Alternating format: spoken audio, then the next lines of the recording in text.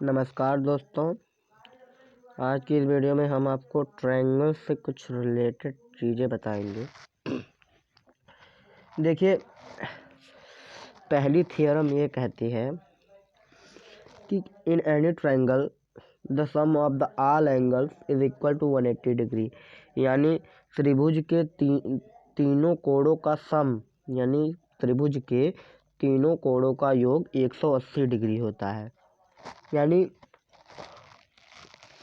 अगर मैं थ्योरम 1 की बात करूं तो in any triangle the sum of the all the angles is equal to 180 degree.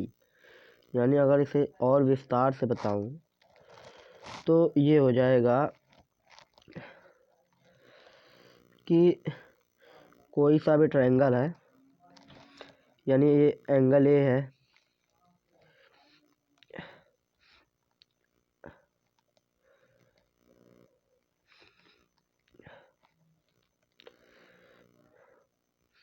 ये एंगल ए है, ये एंगल बी है और ये एंगल सी है। यानी ये एंगल ए है, ये एंगल बी और ये एंगल सी। यानी इन तीनों कोणों का सम, यानी angle A plus angle B plus angle C equal to 180 degree. त्रिभुज के तीनों कोणों का सम 180 डिग्री होता है। यानी किसी भी त्रिभुज में तीनों कोणों का योग हमेशा 180 डिग्री ही होता है। तो अगर मैं बात करूं कि आप जैसे कि 180 डिग्री होता है, ये मैंने बता दिया आपको। यानी अगर एक कोण आपको 20 डिग्री दे दिया जाए, एक कोण आपको 60 डिग्री दे दिया जाए, तो आप ये तीसरा कोण एंगल एक्स बता सकते हैं कितने का है। ठीक है, इस चीज़ के लिए हमें करना ये होगा कि हम जानते हैं कि तीनों कोणों का सम 180 डिग्री होता है। यानी 20 plus 60 plus x equal to 180 degree. तो 60 20 80 plus x equal to 180 degree. यानी एक्स की वैल्यू हो जाएगी 100 डिग्री। यानी जो बचा हुआ तीसरा कोण है वो है 100 डिग्री का। यानी अगर कोई ट्रायंगल है,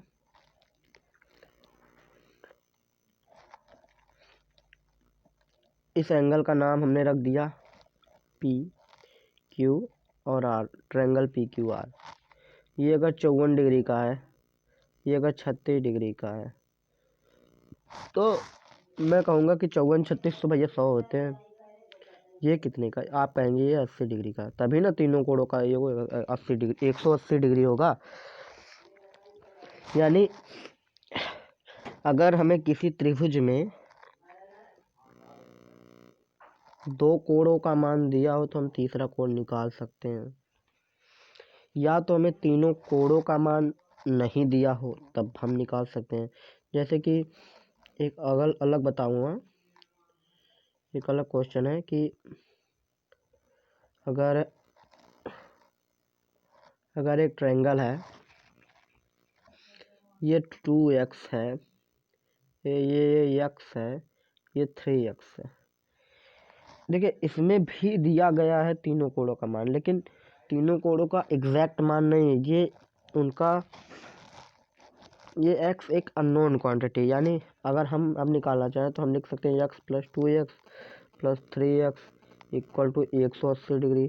तो x का मान मिलेगा हमें 30 डिग्री। यानी हमें x का मान 30 डिग्री मिला। पहला कोण x था, दूसरा कोण 2x था, तीसरा कोण 3x है। तो यानी पहला 30 डिग्री रहा होगा, दूसरा 60 डिग्री रहा होगा और तीसरा 90 डिग्री होगा।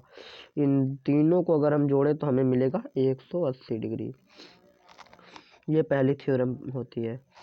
देखिए, अब मैं पहली थ्योरम आपको प्रूव करने जा रहा हूँ कि in any triangle the sum of the all the angle of a triangle is equal to 180 degree.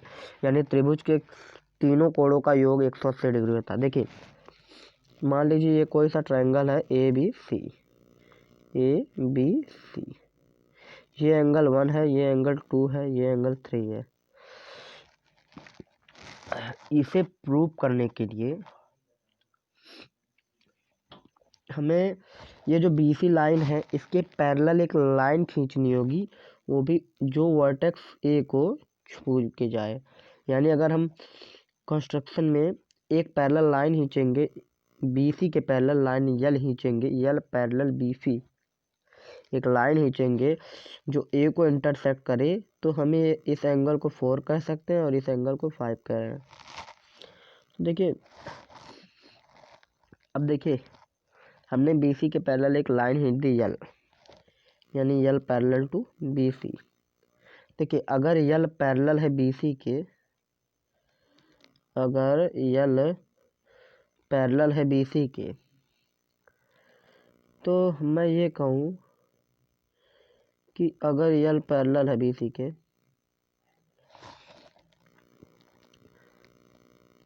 तो कुछ ट्रांसवर्सल लाइन भी होती हैं। ट्रांसवर्सल लाइन क्या होती हैं? ट्रांसवर्सल लाइन वो होती हैं,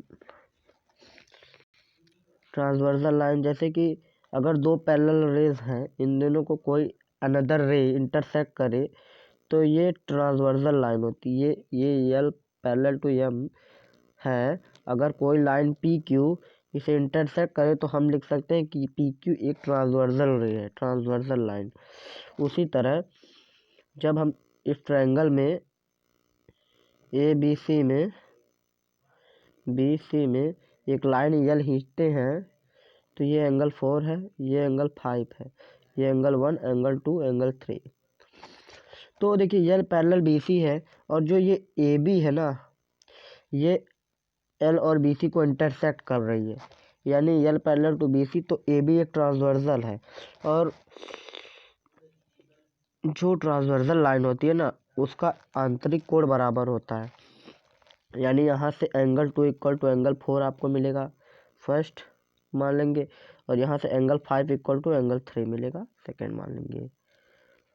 यानी एंगल 2 इक्वल टू एंगल 4 है, और एंगल 3 इक्वल टू एंगल 5 है।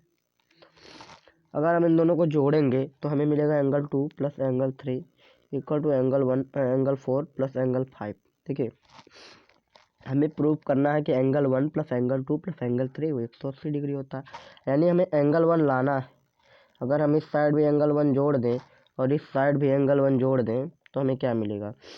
देखिए अगर हम इस साइड एंगल 1 दोनों साइड जोड़ दें, तो मैं ये कहूँगा कि एंगल 1 जोड़ने पर देखिए ये एंगल 1 प्लस एंगल 2 वही रहेगा, angle 1 plus angle 2 plus angle 3। लेकिन ये जो हो जाएगा ना, angle 1 plus angle 4 plus angle 5 180 degree का हो, इक्वल टू 100 डिग्री। हमने ये प्रूव कर दिया। यानी angle 1 plus angle 2 plus angle 3 180 degree होता है। देखिए अभी आपको पता नहीं चला होगा, असल में हुआ क्या कि कोई सी भी लाइन अगर है स्ट्रेट लाइन, तो इस पे जितने भी ये 180 डिग्री का होता है, किसी स्ट्रेट लाइन पे बने एंगल 180 डिग्री होते हैं उसका सम। यानी अगर ये एंगल X है, एंगल Y है, एंगल Z है, एंगल P है, तो ये मैं लिख सकता हूँ इन सबका योग 180 डिग्री होता है। ये एक थियरम है कि किसी भी स्ट्रेट लाइन पर बने हुए कोणों का योगफल हमेशा 180 डिग्री होता है। उसी तरह जब मैंने ट्रायंगल में बात की, जैसे कि जब मैंने ट्रायंगल बनाया, ये एंगल 4 था, ये एंगल 5 था, ये एंगल 1, तो यल एक स्ट्रेट लाइन है ना, तो ये मैं लिख सकता हूँ angle 1 plus angle 4 angle 5 equal to 180 degree. क्योंकि ये जो एंगल 4 एंगल 1 एंगल 5 ये स्ट्रेट लाइन पे बन रहे हैं, और स्ट्रेट लाइन पे बने कोणों का सम 180 डिग्री होता है। देखिए अगर दो लाइन पैरेलल हैं आपस में, L पैरेलल M, कोई लाइन P इन दोनों को कट कर रही है, यानी इंटरसेक्ट कर रही है, तो वो उसकी ट्रांसवर्सल रे हो जाएगी। तो देखिए होता क्या है, जब ये इंटरसेक्ट करेगी ना, तो ये जो कोण होंगे, इन दोनों कोणों का सम 180 डिग्री होगा, पहली बात। और ये कोण आपस में बराबर होंगे, इसे अल्टरनेट इंटीरियर एंगल कहते हैं। ये भी इसके बराबर होगा, ये इसके बराबर होगा, ये इसके बराबर होगा। हमें ज़्यादा नहीं जानना है, बस जान लीजिए कोई दो लाइन पैरेलल हैं, अगर कोई लाइन उन दोनों को इंटरसेक्ट करे किसी भी पॉइंट पर, तो उसकी ट्रांसवर्सल रे कहलाती है। बात समझ में आई। अब बात चलते हैं ट्रायंगल पे। देखिए